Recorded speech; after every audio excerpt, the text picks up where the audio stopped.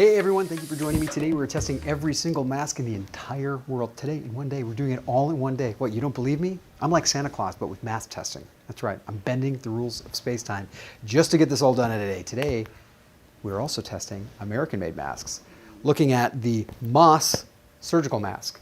Great story behind this company. We'll get to it in a second, but first, let's clamp this sucker in the machine. All right, let's do it. So your basic blue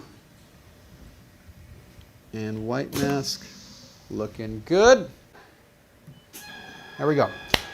This is our particulate filtration efficiency machine. Say that 5 times fast, and look at the video there if you want to know what that means. But it's the whole reason we are there today. So let's talk about Moss.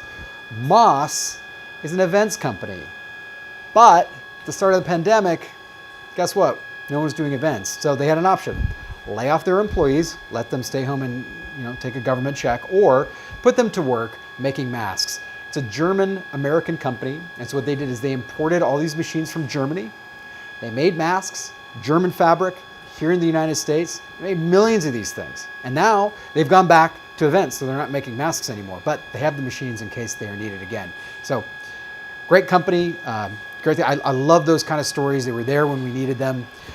They didn't want to be long-term, but man, it's like a great box. Like, look at this, it comes sealed on the outside. It's funny too, made with imported materials. A lot of times that means Chinese. Not in this case, it's actually German. So, there you go. Used for hospital, lab, food industry. So they're not making any claims on the box that I'm seeing. They're just saying like, hey, this is a mask. Use it. You open it up, you're seeing the masks right there, which means, with that contact, you're probably going to get like a little bit of a cardboardy smell. Getting some bend that happen, and it's like almost like a cloud in the sky. So it's kind of the spun bond is kind of interesting there. Let's take a look at the ear loops. Ooh, Moss, come on, man. Okay, I'm going to go 5 on these.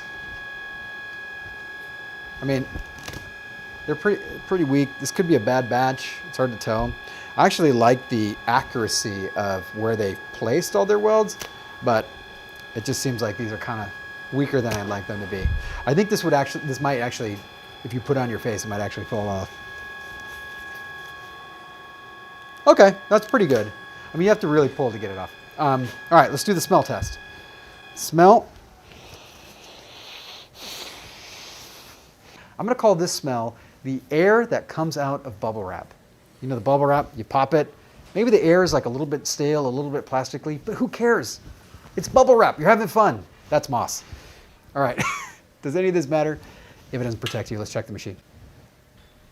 All right, they were making no claims, but they're still not meeting the minimum standards in the United States. 93.917, 93.917. Look, at the height of the pandemic, this type of mask would have been great to have, which is when they were there. They stopped making these. This is not their jam going forward. Again, if you're really going to test a lot of these, you would test 20 or 30 of them, and then you would average it. They're right on the edge of 94. I've seen it sort of range 2 or 3 points. So I could see these hitting that standard. This particular test didn't, but again, it's not the end of the world. It is below the standard that I like to see, but again, if these guys were in the mask business, I would kind of call them out for it, but they're not. They stood up, they were here when we needed them, and now they've gone back to doing events. So thank you, Moss, for what you did. I appreciate you, and I appreciate you, by the way, for being here and watching this with me and seeing it live. Thank you. We'll catch you on the next test.